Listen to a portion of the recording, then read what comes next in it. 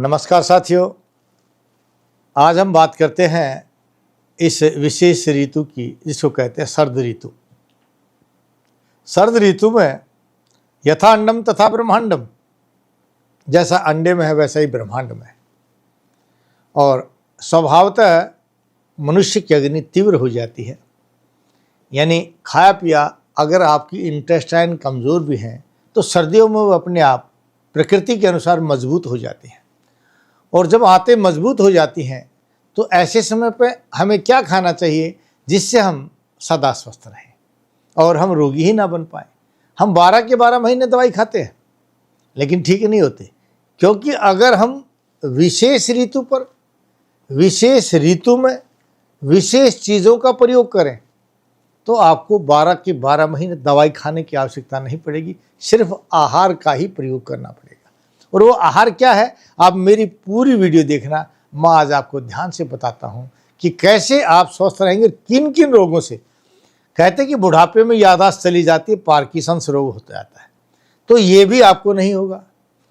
कहते हैं कि घुटनों में दर्द या गठिया बन जाता है, अगर आप ऐसे भोजन करोगे तो गठिया भी नहीं बनेगा और घुटनों में दर्द भी नहीं बनेगा। कई बार रोगी कहता है कि त्वचा के रोग हो जाते हैं, आपको ऐसा करने से त्वचा के रोग भी नहीं बनेंगे, यानी कोई भी एलर्जिक रोग नहीं बनेगा, कोई भी कुष्ठ रोग नहीं बनेगा। और कई बार आपने सोचा होगा कि अचानक किडनी डैमेज हो जाती है, अचानक लीवर सोराइसिस हो जाता है, या पैनक्रियाज में सिस्ट या पथरी बन जाती है, या फिर पता चलता है कि कहीं न कहीं किसी अंग में कैंसर बन गया। इन सब का कारण क्या कि अगर आप सर्दी ऋतु में इसी विशेष चीज़ों का आप प्रयोग कर लेते हैं। तो मेरा 39 वर्ष का अनुभव है कि आप बीमार ही नहीं होंगे, आपको दवाई खाने की आवश्यकता नहीं है। तो सबसे पहले मैं आपको बता रहा हूं कि भोजन में आपको क्या करना है। सर्दियों के इस विशेष समय पर भोजन से पहले थोड़ा सा शक्कर और घी मिला करके भोजन करना चाहिए, सर्दी। और भोजन के साथ अगर आपने चपाती ले रखी हैं तो उन चपातियों में आप विशेष तरह आजकल भोजन के साथ सलाद के रूप में सेब का प्रयोग कीजिए। सुबह के समय सलाद के रूप में सेब का प्रयोग कीजिए, और अच्छा घी होना चाहिए, और घी भी चाहे गाय का हो या भैंस का हो। अच्छा घी अगर आप प्रयोग करेंगे तो आपके शरीर के अंदर एक एनर्जी, चुस्ती फुर्ती आती चली जाएगी। और दोपहर के समय आप थोड़ा सा कोसा गर्म पानी के अंदर नींबू निचोड़ करके इस नींबू पानी का प्रयोग आप दोपहर में कर लीजिए। और शाम के भोजन में अगर आप रोज़ाना खिचड़ी का, यानी मूंग की दाल और चावल, इन दो चीज़ों का रोज़ाना प्रयोग करते हैं अच्छे घी के साथ, तो देखिए आपकी पावर कितनी बढ़ जाती है और आप बीमार नहीं होंगे। हाँ, ये ज़रूरी नहीं कि रोज़ाना आप खिचड़ी खाएं।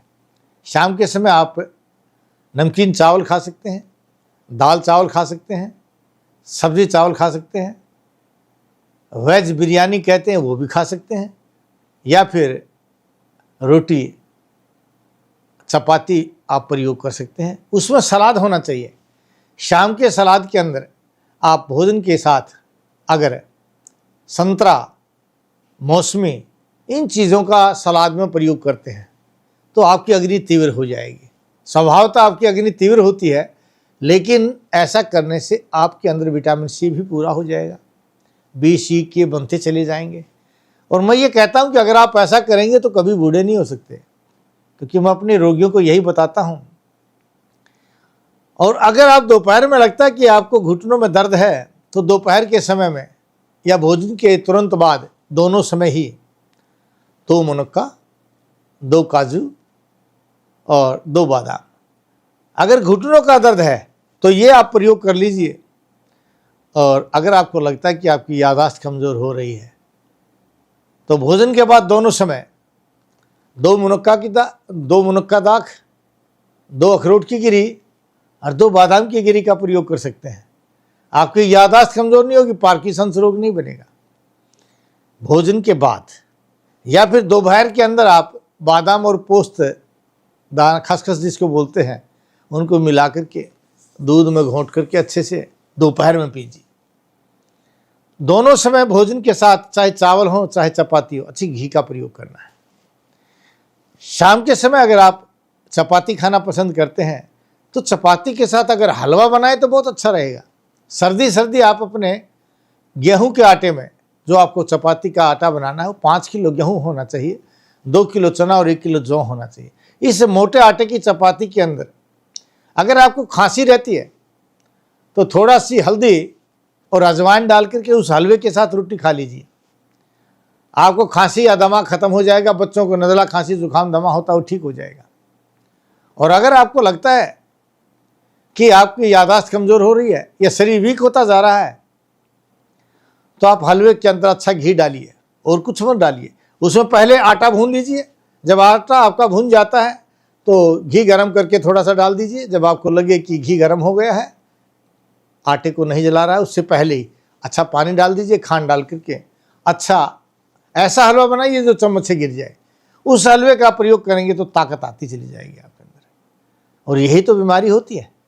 और जिन्हें इन छोटी छोटी बीमारियों को अगर हम ध्यान नहीं देते तो यही दमा बन जाता है, पार्किंसंस रोग बन जाता है, अल्जाइमर बन जाता है, गठिया रोग बन जाता है, घुटनों का दर्द बन जाता है, और यहाँ तक कि अचानक कैंसर भी शिकायत हो जाती है। लेकिन अगर ऐसा प्रयोग करेंगे कभी कैंसर नहीं हो सकता, क्योंकि दोपहर में प्रयोग किया गया नींबू आपके कैंसर को नहीं बनने देता।